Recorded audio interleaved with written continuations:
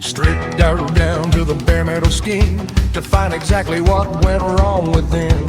Cases split open, gears in a row, under the light of the shed's dim glow.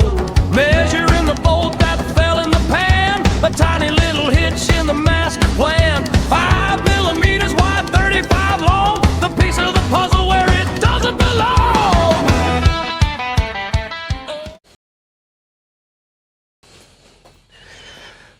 Okay, the next step is to take the bolts out to remove the motor. I have got this stand that I'm hoping will take the weight for me.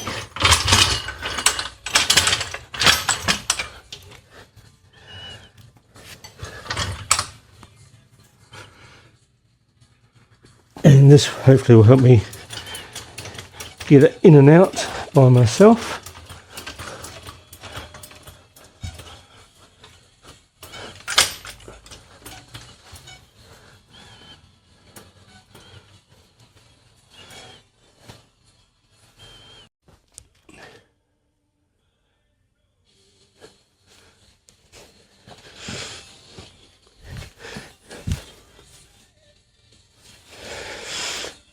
Okay, I've got the engine stand here.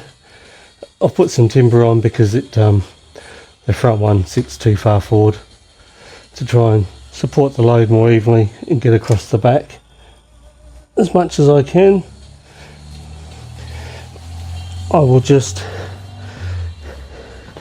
increase it slowly just to take the weight without putting any pressure on it, and then I can go through and start taking the bolts out.